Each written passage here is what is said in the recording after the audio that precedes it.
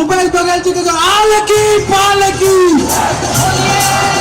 आलकी पालकी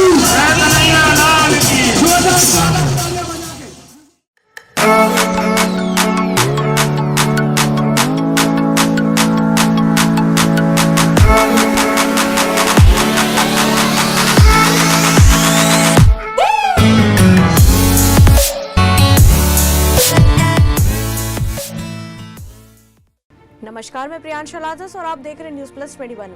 छत्तीसगढ़ की राजधानी रायपुर के श्रीनगर रोड गुड़िहारी स्थित दही हांडी मैदान में शुक्रवार को बेहद ही रोमांचक नजारा देखने को मिला। जी हां, यहां सार्वजनिक दही हांडी उत्सव समिति की ओर से आयोजित विशाल दही हांडी उत्सव प्रतियोगिता में गोविंदा टोलियों के अद्भुत जौहर ने लोगों की खूब तालियां बटोरी। साथ ही जज सम्राट दुकालू यादव की प्रस्तुतियों ने समा बांधा।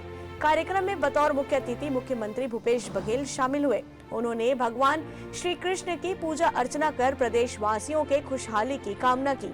इस खास मौके पर मुख्यमंत्री ने कार्यक्रम के आयोजक व समिति के संयोजक बसंत अग्रवाल तथा समस्त आयोजनकर्ताओं के कार्यों की सराहना करते हुए गोविंदा टोलियों का हौसला बढ़ाया।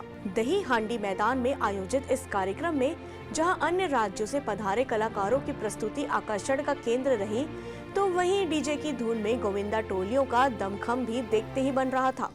वहीं कार्यक्रम के आयोजक व समिति के संयोजक बसंत अग्रवाल के मंच संचालन का अंदाज भी लोगों को खास पसंद आया।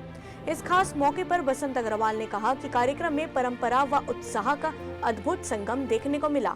उन्होंने कार्यक्रम को सफल बनाने वाले व इसके लिए दिन रात मेहनत करने वाली पूरी टीम को बधाई देते हुए उनके उज्जवल भविष्य की कामना की।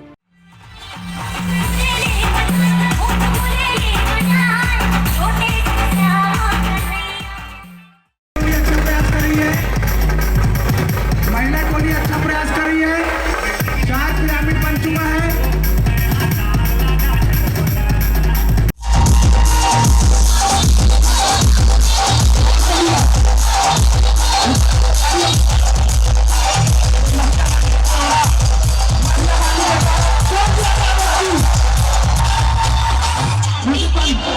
उधर देखिए छठवां पिरामिड साहब, छठवां पिरामिड बन रहा है। बहुत सुंदर, बहुत बढ़िया, बहुत सुंदर, बहुत अच्छे, जोरदार ताली से स्वागत करें। बहुत बढ़िया, बहुत सुंदर म्यूजिक।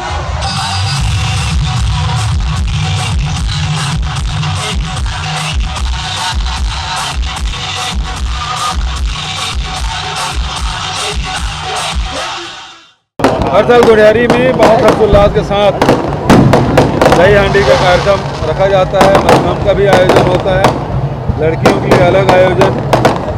तो जितने गोविंदा हैं शहर के और दूसरे शहरों के भी यहाँ आते हैं और जोर आजमाइश करते हैं और काम पाते हैं।